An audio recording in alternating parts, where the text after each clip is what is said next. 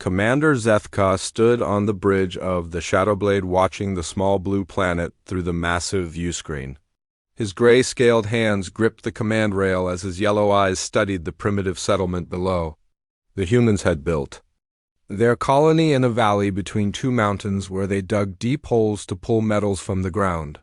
Their buildings looked simple and weak compared to Vrex architecture. The Vrex Empire had conquered 17 different species across the galaxy, and humans would be the 18th. Zethka had read the reports about these strange mammals, who walked on two legs and had no natural weapons like claws or fangs. They lived short lives and seemed to fight among themselves more than they fought external enemies. Most importantly, they had only recently learned to travel between stars, which made them inferior to the mighty Vrex who had mastered space travel for over 3,000 years. Commander, the settlement has approximately 3,000 inhabitants, reported Lieutenant Caxwell from his position at the sensor station. They have basic defensive weapons and an energy shield around their main buildings, but nothing that could threaten our forces. Zethka nodded as he studied the tactical display. The human colony called itself Colony 7 and sat on a world rich with rare metals that the Vrex Empire needed for their war machines. Taking this world would be simple like all the others. The humans would surrender quickly once they understood. The power of Vrex military might open a communication channel to their leadership, Zethka commanded. The main screen shifted to show the interior of what appeared to be a human command center. A tall human male with short brown hair and green eyes appeared on screen wearing a simple blue uniform with metal insignia on his shoulders. "I am Lieutenant Colonel Jake Morrison, commander of Colony 7, the human said in a calm voice. "I assume you are here to discuss our presence in this system." Zethka was surprised by the human's composure. Most species showed immediate fear when faced with Vrex warships, but this Jake Morrison seemed almost relaxed. "I am Commander Zethka of the Vrex Stellar Empire. You and your people have 48 standard hours to evacuate this world. After that time, we will destroy your settlement and take possession of this planet." Jake Morrison looked thoughtful for a moment, then smiled slightly. "I appreciate the warning, Commander, but I'm afraid we cannot comply with your request. This is our home, and we intend to stay." The response shocked Zethka. Every other species had immediately begun evacuation procedures when faced with Vrex demands. Some had tried to negotiate for more time or offered tribute, but none had simply refused. "You do not understand, human. We have 17 warships in orbit around your world. Your primitive weapons cannot harm us, and your shields will not protect you from our bombardment. You will leave or you will die." "I understand perfectly, Commander," Jake replied, still maintaining his calm demeanor. "You have superior numbers and technology. However, this is our home, and we have families here, including children who were born on this world. We cannot simply abandon everything we have built." Zethka studied the human's face, looking for signs of fear or deception, but found neither. Jake Morrison appeared to be stating simple facts without emotion. "Very well, human. You have been warned. Prepare your people for death." The communication ended, and Zethka turned to his tactical officer. "Begin preparations for ground assault. Deploy 2 battalions of shock troops to secure the mining facilities and eliminate resistance. This should be finished within 6 hours." As his crew began implementing the attack plan, Zethka continued watching the human settlement through long-range sensors. He expected to see panic and chaos as the humans realized their situation was hopeless. Instead, he observed organized activity as humans moved equipment and took defensive positions with military precision. Dr. Lisa Chen worked frantically in the colony's main laboratory trying to boost power to their defensive shields. She had studied Vrex technology from intercepted communications and knew their weapons could penetrate standard human defenses. However, she also knew that human engineering often succeeded through creativity rather than raw power. "Tony, I need you to reroute power from all non-essential systems to the shield generators," she called to the chief mechanic, Tony Rodriguez, who was already pulling cables and rewiring power connections. "Already on it, Doc," Tony replied as sparks flew from his work. "I've shut down everything except life support and defensive systems." We might be able to increase shield strength by 30%. Throughout the colony, humans prepared for battle with grim determination. They had no illusions about their chances against the Vrex Empire, but they also had no intention of surrendering their home without a fight. Parents said goodbye to their children who were being evacuated through hidden tunnels that led deep into the mountains where emergency shelters had been prepared. Jake Morrison stood in the command center surrounded by his officers as they coordinated the defense. Captain Ryan Walsh would lead the main defensive line around the settlement while Sergeant Amy Parker organized guerrilla forces in the mining tunnels. They had studied every available piece of information about Vrex tactics and capabilities. Remember, everyone, we are not trying to win this war, Jake told his team. We are trying to make them pay such a high price that they decide we are not worth the effort. Every minute we delay them gives our families more time to reach safety and sends a message to other human colonies about how to fight these invaders. As the Vrex ships moved into attack position, Zethka felt confident that this would be another quick victory to add to his record. The humans were brave, but bravery could not overcome superior firepower and numbers. Soon this world would belong to the Vrex Empire, and these strange mammals would be just another footnote in the history of conquest. He had no idea that he was about to encounter something that would change his understanding of warfare forever. The Vrex assault craft descended through Colony 7's atmosphere like metal hawks diving toward prey. Each sleek transport carried 20 elite shock troops armed with energy weapons and protected by advanced armor that had never failed against enemy fire.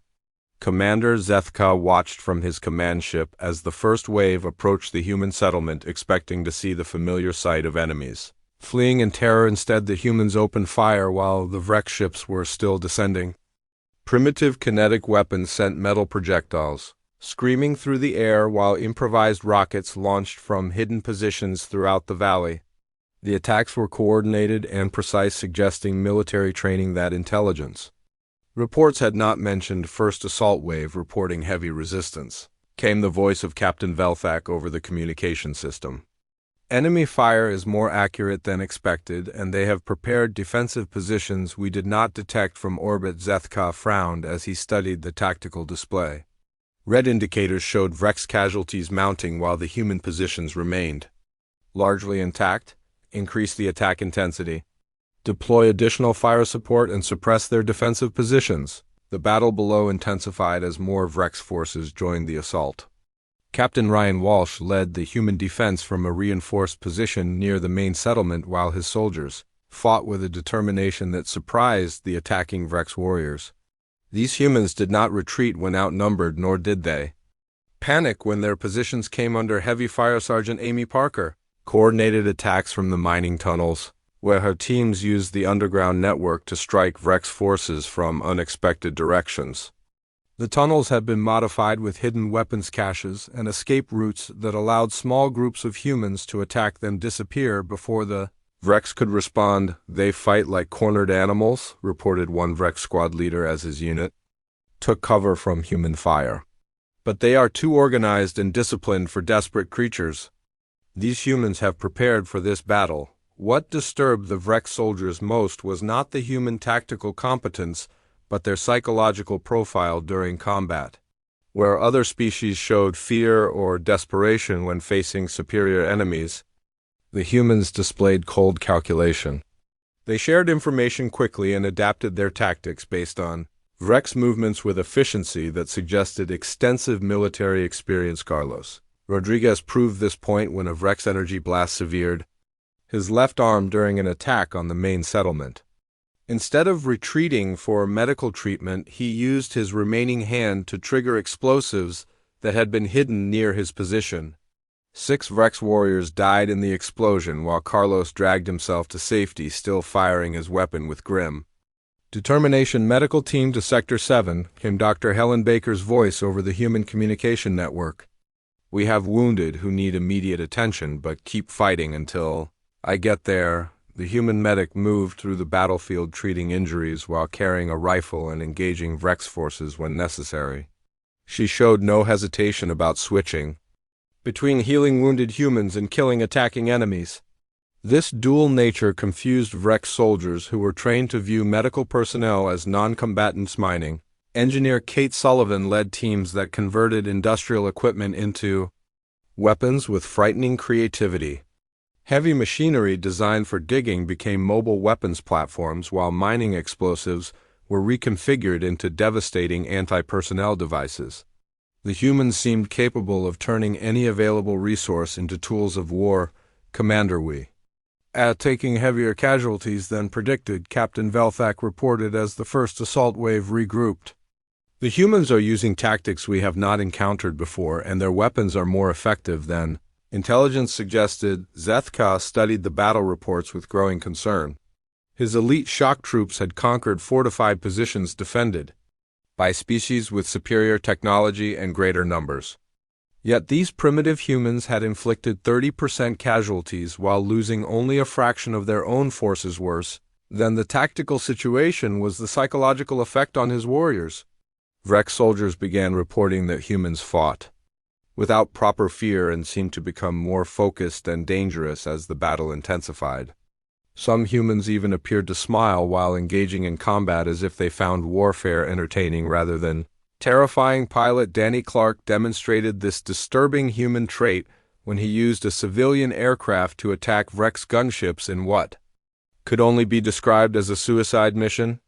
However, instead of dying in despair, he broadcast tactical information to other human forces, right up until his aircraft exploded against a Vrex transport. His final transmission contained detailed information about Vrex ship vulnerabilities and suggestions for more effective attacks. These creatures do not fight like any enemy we have faced, observed Lieutenant Caxwell as he monitored human communications. They share information about our tactics and adapt their strategies in real time.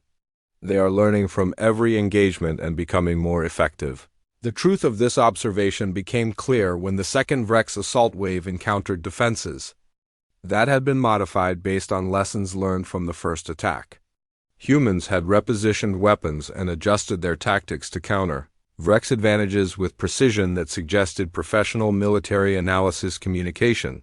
Officer Lieutenant Ben Parker intercepted Vrex tactical frequencies and began predicting their movements with uncanny accuracy. The humans started anticipating Vrex attacks and positioning defenders exactly where they would be most effective.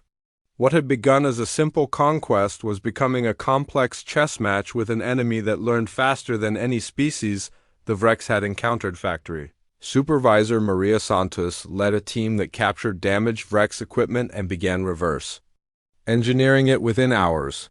Human technicians studied alien technology with the same methodical approach they used for mining equipment and quickly identified ways to turn Vrex weapons against their creators. Sir, the humans are broadcasting something on multiple frequencies, reported the communications officer aboard the Shadowblade. Put it on speakers, Zethka commanded. The bridge filled with strange human voices singing what appeared to be war songs in their primitive language.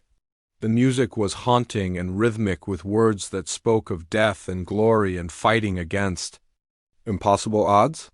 Somehow the songs penetrated Vrex audio filters and reached the ears of warriors who had never heard anything like them. More disturbing were the human broadcasts that described Vrex casualties by name and detailed how each warrior had died. The humans seemed to know more about Vrex losses than the Vrex commanders did, and they shared this information with cold precision that chilled veteran warriors. As the first day of battle ended, Zethka realized he was facing something unprecedented in Vrex military history. The humans were not just resisting, they were learning and adapting and becoming more dangerous with each passing hour. His elite forces were being systematically dismantled by an enemy that treated warfare as a problem to be solved rather than a horror to be endured. For the first time in his military career, Commander Zethka felt the cold touch of uncertainty. Commander Zethka paced the bridge of the Shadowblade as reports of continued human resistance filled the command center. 2 full days had passed since the initial assault, and his forces had made minimal progress against the stubborn defenders. What should have been a quick victory was becoming an embarrassing stalemate that threatened his reputation and military career. Bring Captain Velthak to full bombardment position, he ordered his tactical officer. If these humans will not surrender to ground forces, then we will destroy their positions from orbit and take what remains. The Vrex warships moved into attack formation and began raining energy blast down on human defensive positions. The primitive shields flickered and sparked under the assault, but somehow continued functioning, despite taking damage that should have destroyed them completely. Dr. Lisa Chun had managed to boost their power output beyond theoretical limits through modifications that defied conventional engineering. "Sir, the human shields are adapting to our weapon frequencies," reported the sensor operator. "They appear to be adjusting their defensive systems in real time to counter our bombardment." This revelation shocked Zethka because it suggested the humans possessed technical knowledge that intelligence reports had claimed was beyond their capabilities. No species had ever adapted their defenses during active combat, yet these primitive mammals were somehow modifying their equipment while under direct attack. The ground battle continued with increased intensity as Zethka deployed his remaining reserves, hoping to overwhelm human positions through sheer numbers. Captain Ryan Walsh coordinated the defense with tactical skill that impressed even veteran Vrex officers who monitored human communications. His orders were precise, and his positioning of forces showed deep understanding of military strategy. Sergeant Amy Parker led her guerrilla teams in attacks that struck Vrex supply lines and communication equipment with surgical precision. The humans had mapped every tunnel and cave system in the region and used this knowledge to appear where enemies least expected them. Vrex forces found themselves fighting an enemy that could strike anywhere and disappear into terrain they knew better than their own ships. What truly disturbed Zethka was the psychological warfare the humans had begun implementing. They broadcast detailed descriptions of Vrex casualties, including personal information about dead warriors that should have been classified. Somehow, the humans had intercepted private communications and learned the names and histories of Vrex soldiers who had died in battle. "Attention Vrex forces," came a calm human voice over intercepted frequencies. Lieutenant Dexcan of the 3rd Assault Division died at coordinates 774 when he stepped on a human explosive device. He was 43 years old and had a mate named Celadex waiting for him on the homeworld. "We regret his death and honor his courage in battle." These broadcasts unnerved Vrex warriors, who had never faced an enemy that knew so much about their personal lives.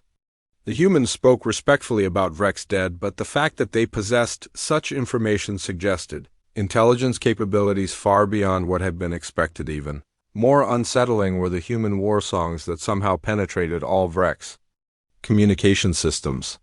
The strange music filled command channels and troop frequencies with haunting melodies and words that spoke of death and sacrifice and fighting against impossible odds.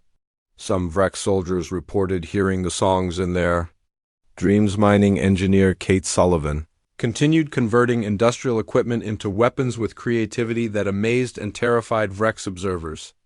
Heavy construction machinery became mobile artillery, while mining charges were reconfigured into sophisticated explosive devices.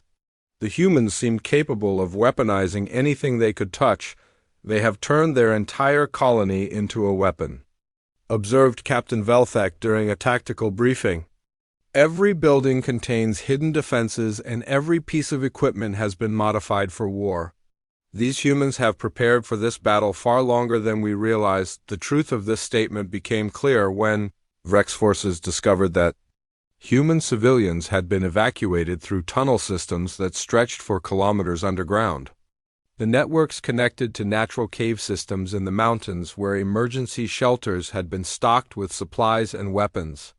The humans had planned for invasion and prepared accordingly. Communication Officer Lieutenant Ben Parker proved particularly troublesome when he began intercepting Vrex tactical communications and predicting their movements with disturbing accuracy.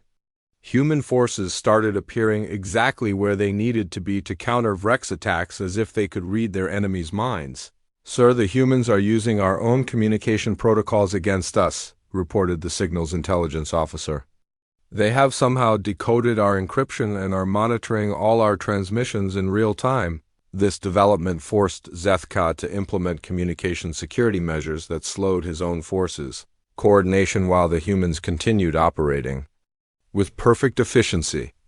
The primitive mammals had turned superior Vrex technology into a disadvantage through pure intelligence and adaptability factory. Supervisor Maria Santos led teams that captured and reverse-engineered Vrex equipment with speed that defied explanation.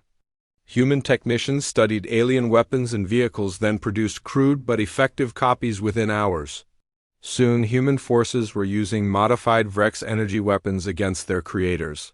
The psychological impact on Vrex forces became severe.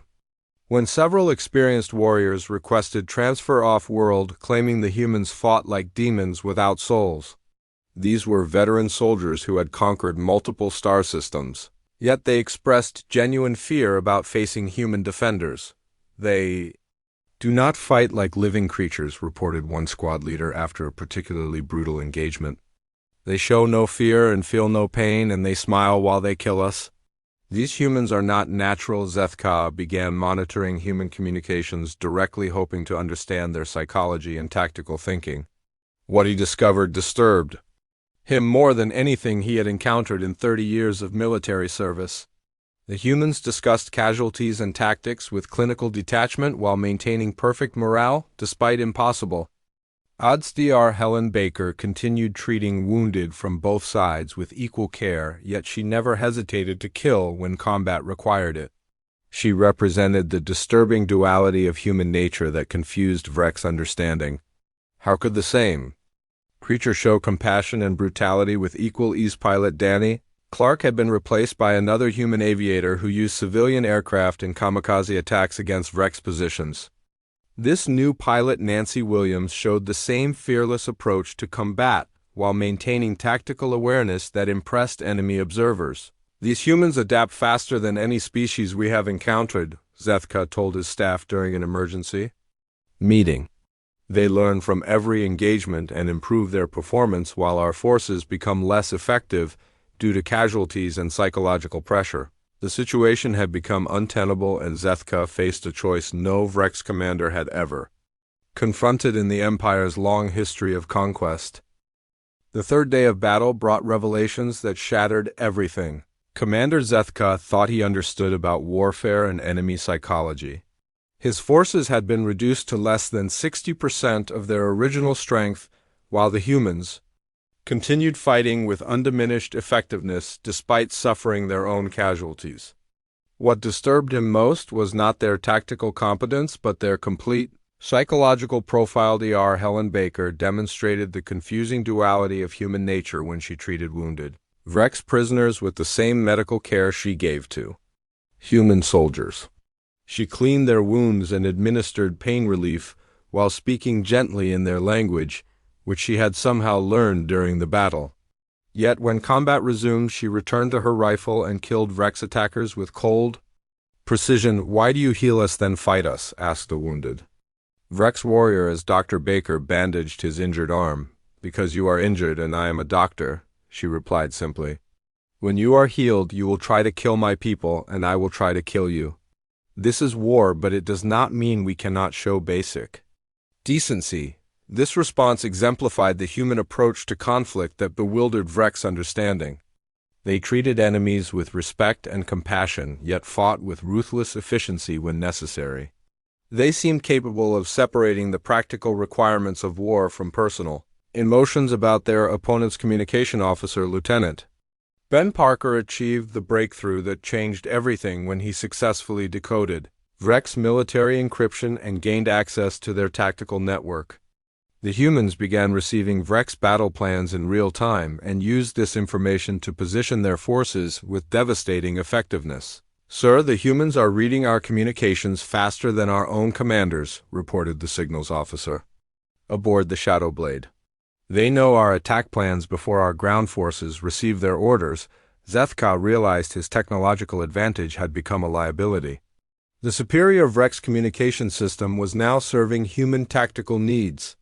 While his own forces operated in increasingly confused isolation, the humans had not just adapted to Vrex technology, they had surpassed it through pure intellectual capability mining. Engineer Kate Sullivan proved this point when her teams captured a Vrex heavy weapons platform and reverse-engineered it completely. Within 6 hours, Human technicians studied the alien technology, then produced improved versions that were more effective than the originals. Soon, human forces were using modified Vrex weapons that outperformed their creators' designs. "How is this possible?" Zethka asked his chief technical officer. "Our weapons represent centuries of development and refinement. The humans approach technology differently than we do, sir," came the reply. "We perfect existing designs while they innovate constantly. They see every piece of equipment as something that can be improved regardless of how advanced it already is." Factory supervisor Maria Santos led the technical teams that turned captured Vrex equipment into hybrid weapons that combined alien technology with human engineering principles. The results were crude-looking devices that performed better than sophisticated Vrex originals through creative application of basic physics and innovative power management. Psychological warfare continued as humans broadcast increasingly detailed information about Vrex casualties and tactical failures. They somehow knew the personal histories of dead warriors and shared this information with respectful precision that honored the fallen while demoralizing survivors. "Attention Vrex forces," came the calm voice of Jake Morrison over intercepted frequencies. "We have recovered the body of Captain Velthak, who died fighting bravely for his beliefs. He will be cremated according to Vrex customs and his ashes returned to your ship. We honor worthy enemies even in death." This gesture confused Vrex warriors who expected humans to desecrate enemy dead or use bots as psychological weapons. Instead, the humans showed respect for fallen enemies while continuing to kill living ones with clinical efficiency. They seemed capable of honoring opponents while destroying them. The turning point came when schoolteacher turned sniper Nancy Williams killed Captain Velthak during a Vrex assault on the main settlement. She had positioned herself in a concealed location and waited patiently for the perfect shot, demonstrating tactical patience that impressed veteran Vrex observers. Her single precise shot eliminated the most experienced Vrex field commander. "How did a civilian educator become such an effective military sniper?" Zethka asked his intelligence officer. "Human civilian training apparently includes weapons instruction and tactical knowledge, sir. Their teachers are educated in multiple skills, including combat applications. This explains their rapid military adaptation." The death of Captain Velthak broke something in the Vrex command structure that had seemed unshakable. The surviving warriors began speaking of humans who fought without fear, who smiled while killing, and who treated warfare as an intellectual exercise rather than an emotional experience. Some requested immediate evacuation, claiming the humans were supernatural creatures. Pilot Danny Clark had been replaced by mechanic Tony Rodriguez, who used maintenance vehicles in kamikaze attacks against Vrex positions while broadcasting technical information about alien ship vulnerabilities. His final transmission before crashing into a Vrex transport contained detailed schematics that help human forces target critical systems. "These humans share knowledge even while dying," observed Lieutenant Caxwell as he monitored the battle. "They treat individual survival as less important than collective success.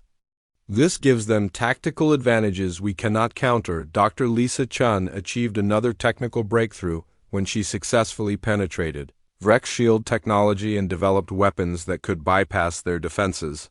Human forces suddenly gained the ability to damage Vrex equipment that had previously seemed invulnerable to primitive human weapons. "Sir, our shields are failing against human attacks," reported the tactical officer.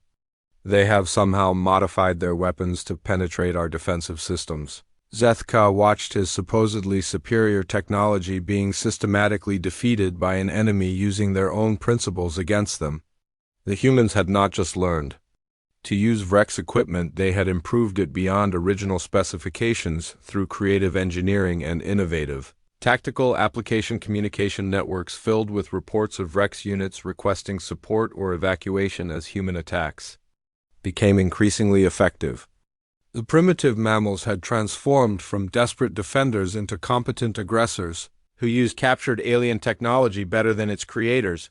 "Commander, we are facing total defeat," reported his tactical staff during an emergency briefing. "Human forces have achieved technological parity while maintaining tactical superiority. Our remaining options are immediate withdrawal or complete annihilation. Zethka stared at the tactical display showing red indicators where Vrex forces had been eliminated and realized he faced a choice no Vrex commander had ever confronted in the Empire's long history of conquest. These humans had proven they could not be defeated through conventional military means. Commander Zethka stood alone in his private quarters aboard the Shadowblade, staring at reports that documented the systematic destruction of his invasion force. In 4 days of battle, the humans had reduced his elite troops to less than 30% of their original strength while suffering casualties that would have broken any other species, yet continuing to fight with undiminished effectiveness. His military advisors unanimously recommended immediate withdrawal, but Vrex honor demanded victory or death in battle. No Vrex commander had ever retreated from an inferior enemy, and Zethka could not be the first to establish such a precedent. Yet continuing the assault would likely result in complete annihilation of his forces. The solution came to him as he studied human communication intercepts and observed their tactical coordination. These creatures respected strength and military competence above all else. Perhaps they would accept the ancient tradition of single combat to resolve conflicts that threaten mutual destruction. Open a communication channel to the human commander, he ordered. When he returned to the bridge, Jake Morrison appeared on the main screen looking tired, but alert despite days of continuous battle. His uniform was stained with dirt and blood, but his eyes remained sharp and focused. Behind him, Zethka could see human officers coordinating defensive operations with professional efficiency. Commander Zethka, Jake said with a slight nod. I assume you are calling to discuss surrender terms. I am calling to propose single combat between commanders to resolve this conflict, Zethka replied formally. Your people have fought with honor and skill that deserves respect. Let us end this war through personal duel rather than continued slaughter. Jake considered the proposal for several moments while consulting with his officers.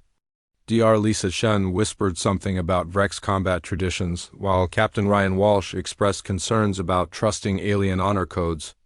Finally, Jake nodded and accepted the challenge. Very well, Commander. Single combat it is. What are the terms? Traditional Vrex dueling protocols, Zethka explained. Hand-to-hand combat with personal weapons until one combatant yields or dies. The victor's people claim this world while the defeated forces withdraw with honor intact. The duel took place in the main settlement plaza, where both human and Vrex forces could observe the proceedings. Zethka descended from his ship wearing ceremonial armor and carrying weapons that had belonged to his ancestors for generations. Jake Morrison waited wearing simple human combat gear and carrying a basic kinetic rifle and blade. What followed was a revelation that transformed Zethka's understanding of human psychology and combat philosophy. The Vrex commander fought with discipline, technique perfected through decades of training and countless duels. His movements were precise and his tactics followed established patterns that had proven successful against many opponents. Jake Morrison fought with brutal improvisation that violated every principle of honorable combat. Zethka understood. He used misdirection and deception and tactical approaches that would be considered dishonorable in Vrex culture, yet were devastatingly effective against traditional fighting methods. When Jake feinted left, then struck right while throwing dirt, in Zethka's eyes, the Vrex commander realized he was facing something entirely outside his experience. This human did not fight for honor or glory, but for pure practical victory using any method that proved effective. The duel ended when Jake disabled Zethka through a combination of precise strikes and psychological manipulation that left the Vrex commander alive but unable to continue fighting. As Zethka lay defeated on the ground expecting honorable death, Jake Morrison did something unprecedented. He helped the wounded Vrex commander to his feet and offered medical treatment for his injuries. Why do you not kill me? Zethka asked as Dr. Helen Baker cleaned his wounds. I am your defeated enemy, and according to our agreement, you have won this world. Because killing you serves no purpose, Jake replied simply. You fought honorably according to your traditions, and you accepted defeat when it became clear dead enemies cannot become allies. This response revealed the fundamental difference between human and Vrex psychology that explained everything Zethka had observed during the battle. Humans did not seek to destroy their enemies but to transform conflicts into opportunities for mutual benefit. I have a proposal, Commander. Jake continued as they walked toward the human command center. Your people need to learn new approaches to warfare, and my people need protection from other hostile species. Perhaps we can find common ground. The proposal shocked Zethka, because it violated every assumption about how wars ended. Victorious species typically enslaved or destroyed their defeated enemies, yet this human commander was suggesting partnership. The idea challenged basic Vrex understanding about the nature of conflict. You would trust former enemies to fight beside you, Zethka asked. I would trust competent warriors who understand the value of adaptation, Jake replied. Your people fought well using traditional methods. Imagine what they could accomplish using innovative approaches combined with their existing skills. As they toured the human settlement, Zethka observed the damage from 4 days of intense combat. Human defenders had suffered significant casualties. Yet their morale remained high while survivors continued working to repair damaged equipment and prepare for future threats. Mining engineer Kate Sullivan showed him hybrid weapons that combined Vrex technology with human engineering principles, producing devices that outperformed either species' original designs. Communication Officer Lieutenant Ben Parker demonstrated how intercepted Vrex communication protocols had been improved to create more efficient tactical networks. Your people adapt and innovate faster than any species we have encountered, Zethka admitted as he studied human technical achievements. You see possibilities where others see limitations. That is exactly why we need allies rather than subjects, Jake explained. Different species bring different strengths to conflicts. Vrex discipline combined with human innovation could create tactical advantages neither could achieve alone. Dr. Lisa Chion presented her analysis of Vrex shield technology and explained how human modifications had improved its effectiveness by 40% through creative application of basic physics principles. The humans had not just copied alien technology, they had enhanced it beyond original specifications. Factory Supervisor Maria Santos led teams that were already producing hybrid equipment, incorporating the best features of both species' engineering approaches. Human workers collaborated with captured Vrex technicians who had volunteered to share their knowledge in exchange for fair treatment. This is unprecedented, Zethka told Jake as they observed joint technical projects. Species that fight each other do not typically cooperate so quickly. Most species fight to dominate or destroy their enemies, Jake replied. Humans fight to solve problems. Once the immediate threat is resolved, we look for ways to prevent future conflicts through mutual benefit. The conversation was interrupted by alerts from the Orbital monitoring station. The alert signals that interrupted Commander Zethka's conversation with Jake Morrison brought news that would test their newfound alliance immediately. Long-range sensors detected massive ships approaching the system from deep space moving in. Formation patterns that neither Vrex nor human databases could identify. Unknown vessels entering sensor range, reported Communication Officer Lieutenant Ben Parker from the Human Command Center. Configuration suggests Hive-mind architecture with organic technology integration. Estimated arrival time 6 hours. Zethka felt ice form in his blood as he studied the sensor readings. The Vrex Empire had encountered hive-mind species before and barely survived those conflicts.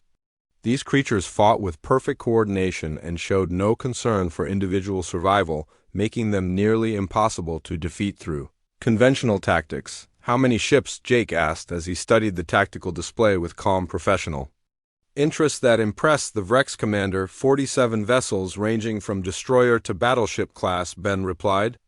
Combined firepower exceeds our defensive capabilities by approximately 8-to-1 odds. Any other species would have begun immediate evacuation procedures when faced with such overwhelming force, but Jake Morrison simply nodded and began coordinating defensive preparations. His calm response to impossible odds demonstrated the psychological trait that made humans so dangerous as enemies and valuable as allies. Commander Zethka, your expertise with hive-mind tactics would be valuable, Jake said as he gathered his staff for an emergency briefing. We need to understand their likely approach and identify potential weaknesses. For the first time since arriving at Colony 7, Zethka found himself fighting alongside humans instead of against them.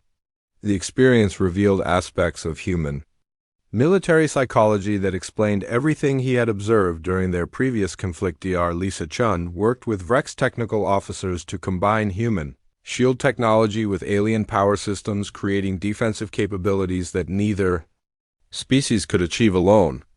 The collaboration produced results that exceeded the sum of their individual contributions through creative integration of different engineering approaches. Mining engineer Kate Sullivan led joint teams that converted industrial equipment into weapons platforms using both human innovation and Vrex precision manufacturing.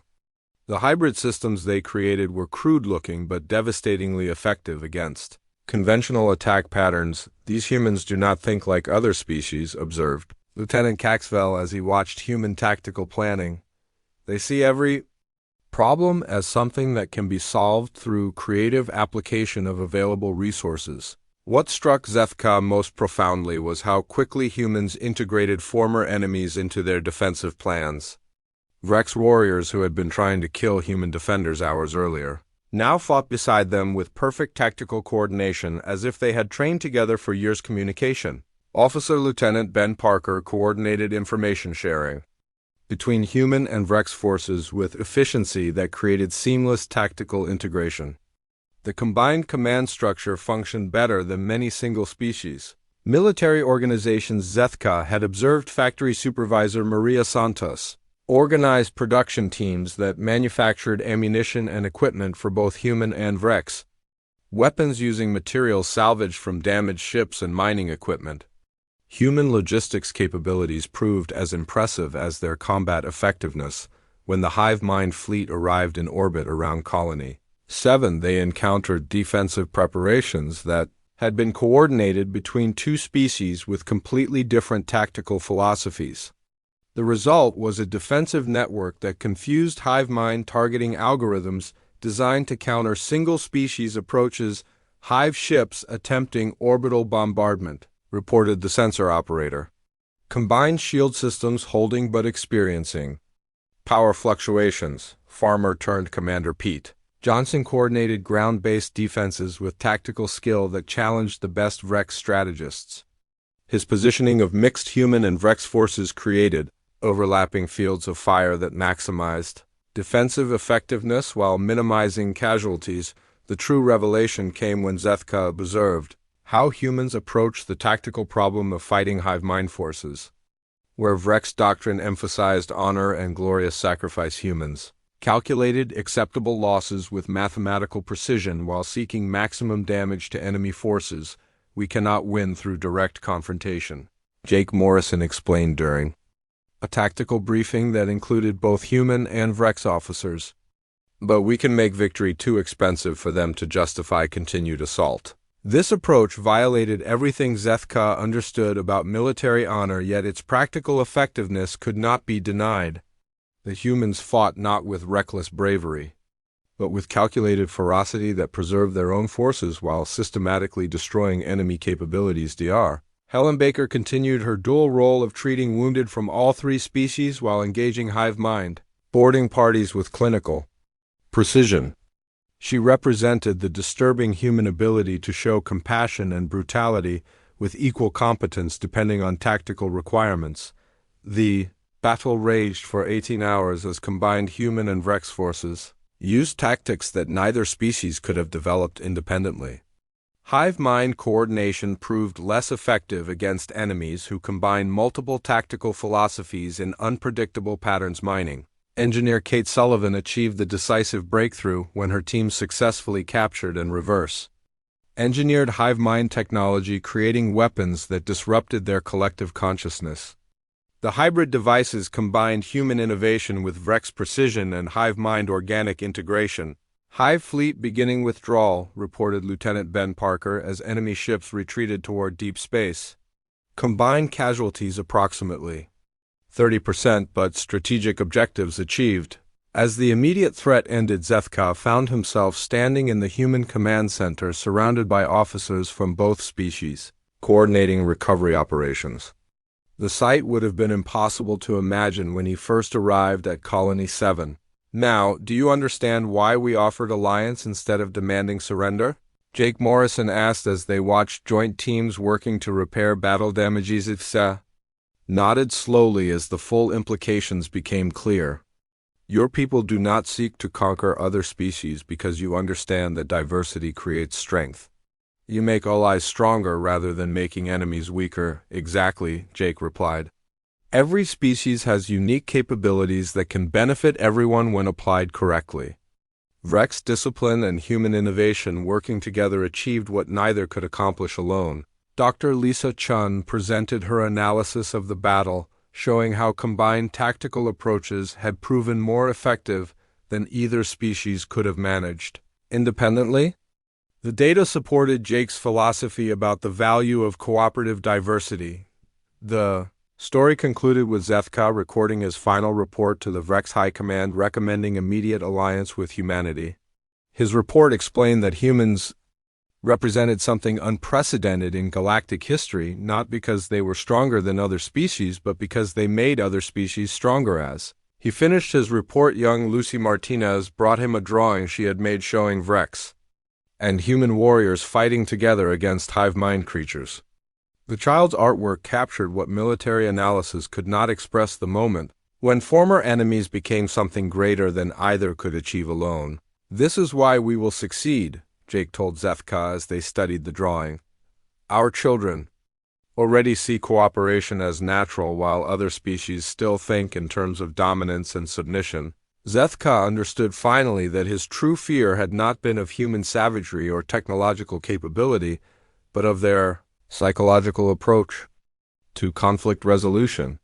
Humans did not seek to rule the galaxy through conquest, but to transform it. Through alliance and mutual improvement, the day he fought beside humans, he found fear, but also hope for a future where species evolved together rather than destroying each other.